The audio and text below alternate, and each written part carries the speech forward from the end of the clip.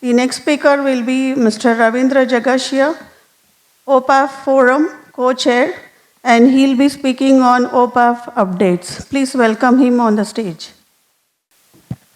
So,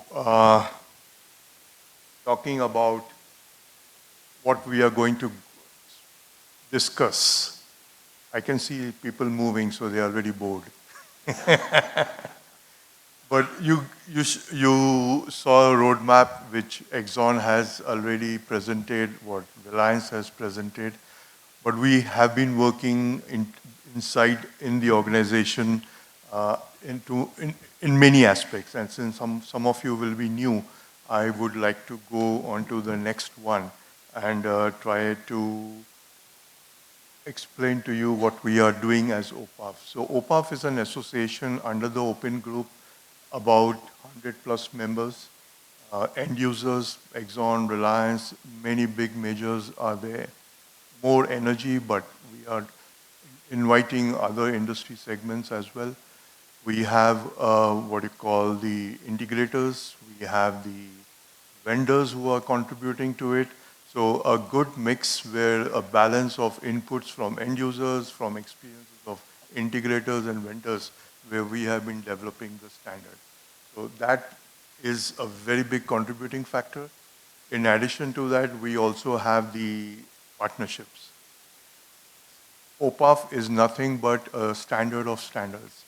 So there are many other standards organizations with whom we are collaborating. We don't want to invent something new. So in that case, our collaboration with many of them, you can read them out. It's Profibus, OPC Foundation, PCM, IMG, DMTF for Redfish, many of them are there. And then, of course, the core end users who are testing this, who are being the guinea pig of putting it through the paces and making it more sturdy.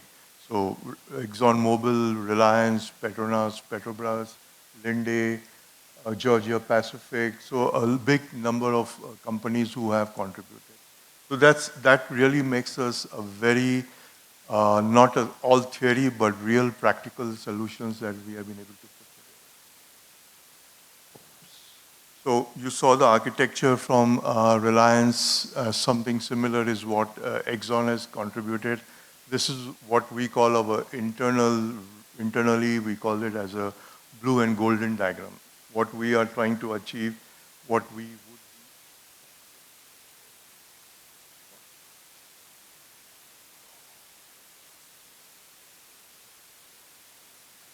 am I stuck?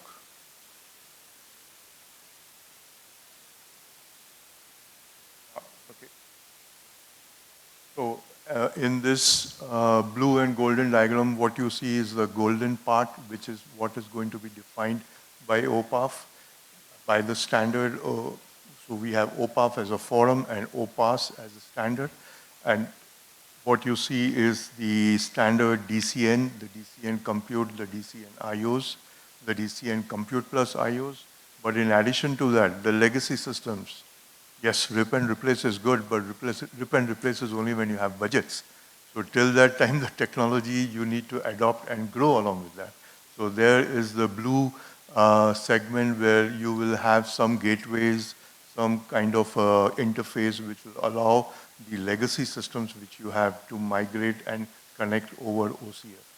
The framework, as we mentioned, it is the OPC UA with the OPAF data model. So that makes a big difference there. As the membership reflected, it's a big group, and the change, as you can see, is nothing. Only the communication interface changes. The ecosystem still remains the same. You still have the end user. You have the system integrator. The system integrator is the organization which can be doing multiple roles. It can even do the role of a service provider over the life cycle of the plant. It can be a separate entity and an opportunity. The system integrator could be a Yokogawa, as they have done, a Schneider, or it can be a third-party integrator. You have the OPAS solution provider. One of the major aspects of OPAS is being the ability to do interoperability. This solution provider is making skids, he's building machines, which finally have to integrate into a complete plant system. So again, a major and an important role from the marketplace. And then, of course, the biggest message, decouple the hardware from the software. So you have the hardware vendor and you have the software vendor. And that's where the major part of the solutions that we are trying to promote with OPAF is the flexibility you will have during the life cycle, not only a reduced cost of ownership for capital projects, but a total cost of ownership over the period of your plant life cycle.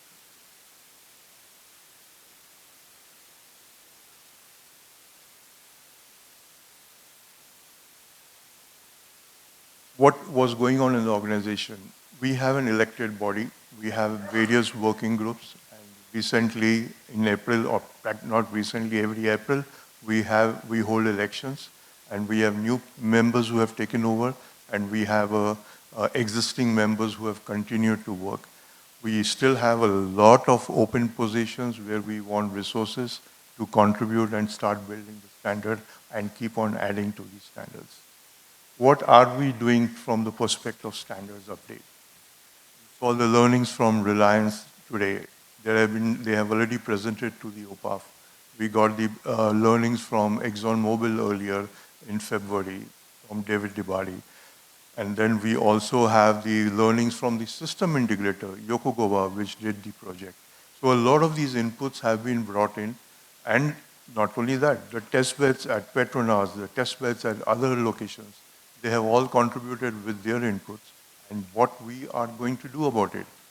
We can't just blindly continue in the path we were doing all of now. We are now taking these inputs. We are now prioritizing. One of the points which I saw Sunita mention was redundancy. That is one of the topics which we are prioritizing at this moment. So it is a good continuous learning process that we are implementing. We're getting these inputs in and it will drive our prioritization on what we are going to be doing next. So this is the major part of the standards that will be going into the next year. And again, ExxonMobil presenting a live working commercial driven project and all the test beds, they were all based on version 2.1. Version 2.1 is ready for deployment. I hear a lot of stories, hey, are you guys ready? Is the standard good enough? Yes, it is good enough, and it is proven in use, as we call proven track record, PTR. So that's the PTR you now see over here in this test beds and in the field trial in the Lighthouse project. So you really don't have to worry about it, and there is always the first step you need to take, and this is the right time to go forward. So you have the learnings, you have the prioritization. What comes next? The various projects learnings that we have. Just a glimpse on people at the test bed, at the vendors' development labs, the prototypes which were built, the project designs which are there. So a lot of the end users have started specifying OPAS into their specification. This is something which is a good driver, not only for the other end users, but it also helps vendors who may be sitting on the fence, who would then jump in and start bringing in their products into the testing phases and into the certification. So that's really a very important aspect of the ecosystem, how end users can drive the demand and how vendors can see those opportunities and build their products to the OPAF standard. After that, we also need to build up on the standard. So you have version 2.1. We are now transitioning from the standard and version numbering. So instead of calling it 2.1 and version 3.1, we are moving on to as edition 2. But every other incremental change, we will keep on adding as a semantic version. So every other function, Like we have some security updates expected. We have an OPC UA FX updation planned. We have hardware updates planned out, automation AML updates being planned. So these will be incrementally added. Your version 2.1 will be your base until we have a big change coming up when we go to edition 3. So this is some rationalization which we did internally. We had promised that we'll be coming up with version 3.1, but then the scope was too big, and we decided to make that change, that we move away from numbering system and go into incremental addition to the base standard of 2.1. So you have the standard, but then products have to be certified. How do you give the confidence to the end users that you need those certifications? This certification is, again, a little bit of slow than what we had anticipated or planned.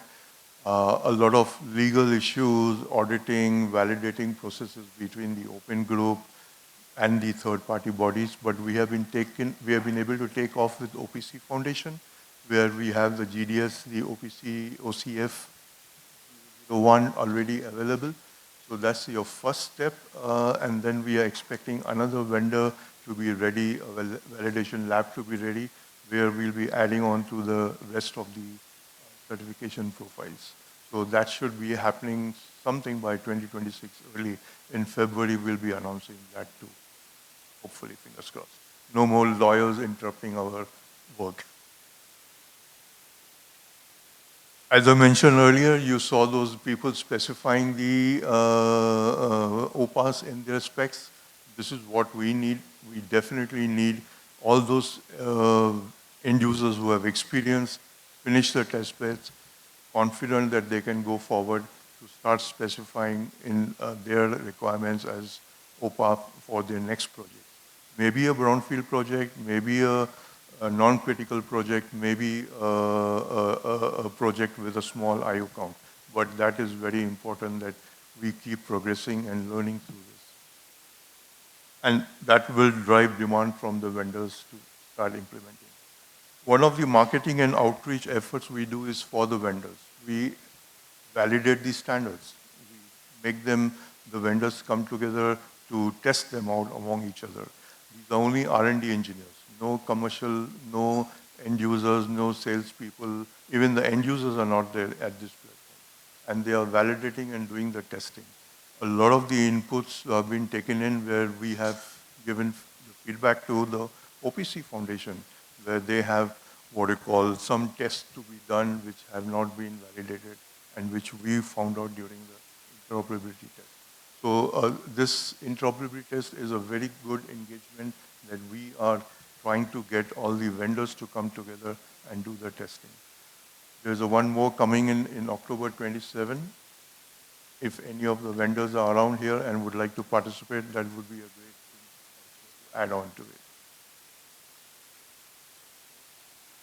So we also, as I had mentioned earlier, have a lot of partners along where we are working with standards building the OPA standard. One of the efforts ongoing is with NAMUR. NAMUR, if you will not know, is an end user organization based in Germany, but also more focused in Europe, but they are growing and they are expanding globally also. So they had come out with a standard called MTP, Modular Type Package. Basically, you would all know that when you are trying to integrate skids, you are trying to integrate package vendors into a central control system, you would have to do a lot of mapping, a lot of I/O configurations, and you would end up spending a lot of engineering hours over there. That was one of the reasons that NAMUR said, hey, enough of that, we go and do MTP. Now, for the end users, is this, again, a competing technology or is it complementing? So this is what OPAF did in collaboration with NAMUR to demonstrate the capability that these are complementary and not competing. One of the basic aspects is that it is based on OPC UA, and that is something which now takes forward. We completed 2 phases. We are now working on the next phase. Besides that, we will incorporate the changes in our standards to incorporate OPAF as a PEA. Next will be as a POA. We are also working with OPC Foundation, as I said earlier, where we did confirm them as a validation lab, where they were going to test the OCF series 001 at this moment. We are also participating on the OPC US FX work group, so that is going to influence the IOs and how they work. Sunita Devi mentioned about the configuration tools for IOs, and this will help us have a uniform configuration. And then, of course, from the IOPs, from the learnings from the test beds, we are giving them a lot of feedback where we are expecting them to fine-tune and update their OPC US standard. Then recently, we also established a liaison agreement with Universal Automation. So you would know that we have done all the test beds and the projects have been based on IEC 61499, which is Universal Automation. And we needed to establish and engage with them now. It is no more just a Schneider-driven, but it's an independent Universal Automation. And we need to engage with them to see that their tweaking updates are now in alignment with OCF, and we have a seat on the table to discuss and prioritize. That's what is going on right now. As Whit said, call to action. We need now action.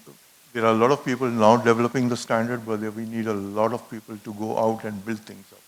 So version 2.1 is completely ready. Go ahead, build your projects. There are integrators who have the experience and they can support you. We also, if there's a pharma industry, an FPSO, LNG skid builder, or there's a food and beverages machinery manufacturer, you could even test out the Namor MTP test bed. We have integrators who have done the project, their task team, and they can support you as well. And this would be another good aspect of validating that OPAF and MTP works, which is what Namor organization also wants to see, that after the lab test which we did, we now need to see the real cases. Any machinery vendors out over here, please let us know. And of course, we need resources. We are looking for new vendors, new end users, new integrators to join us, as well as contribute in the standards development. We need subject matter experts. People like me are retiring, and we need to be replaced. So from that perspective, we need the young generation to come in. And we definitely need the academic partners. Petronas did a very great job of putting up their test bed at their workers training lab. So they train the engineers and technicians over there, and they are testing the OPAF test bed. On the other side, Petrobras is doing the university, working with Campina. I hope it's the right one. I'm pronouncing it correctly, where they're doing the R&D efforts on orchestration. They are providing inputs over there. Besides, they are validating the OPAF technology and then giving that input to Petrobras so Petrobras can bring in the specs for the future. So these are the efforts on the OPAF side that what we have been doing, and we definitely want further steps to be there, and we cannot do it all alone. We need you all to help us and put the things together. Join us, that's a QR code, or reach out to Anil, or I'm there at the OPAF booth, but now we are just going home, right? You don't want to stay another few hours.